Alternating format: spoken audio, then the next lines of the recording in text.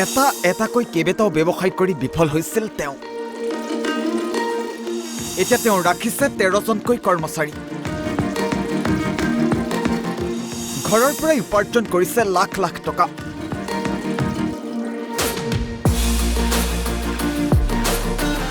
এই যুৱকজনলৈ এবাৰ মন কৰক। নাম এওঁৰ ৰিন্তু শইকীয়া। কেইবাটাও ব্যৱসায় কৰি বিফল হৈ ঘৰতে গঢ়ি তুলিছে এই ক্ষুদ্ৰ উদ্যোগ। সামগ্ৰীৰ সমখলৈ এবাৰ মন কৰক।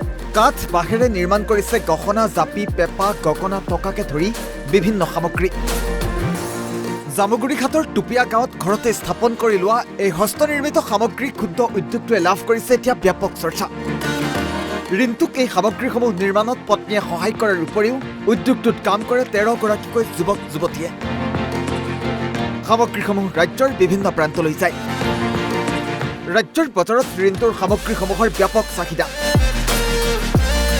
এসময়ত ব্যৱসায়ত বিফল হোৱা ৰিন্তুৱে এতিয়া ঘৰৰ পৰাই উপাৰ্জন কৰিছে লাখ লাখ টকা।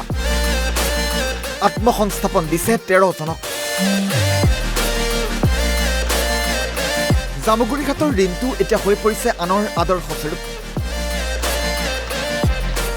মই হাতৰ কাম মানে কি আগতে বহুত ব্যৱসায় কৰিলোঁ, নকৰা নহয়, কিন্তু ক'তো ছাকচেছ হ'ব নোৱাৰিলোঁ।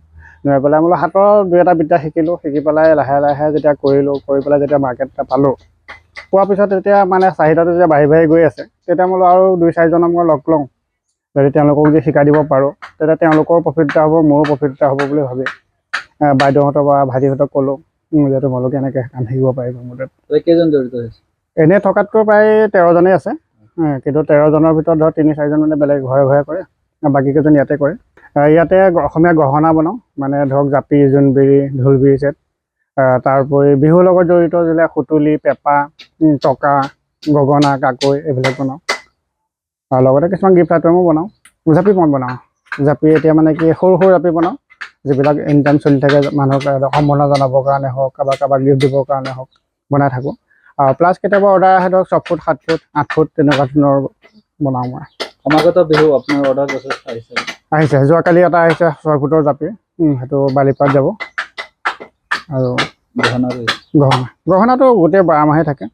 এনে সাধাৰণতে গগনা বুলি কওঁতেও ধৰক বিহুত বজায় মানুহে, কিন্তু মোৰ গগনা গোটেই 12 মাহে 12 মাহে বনাওঁ, 12 মাহে বিকো। জামুগুৰিঘাটৰ পৰা আনোৱাৰ আহমেদৰ ৰিপৰ্ট, অসম লাইভ 24।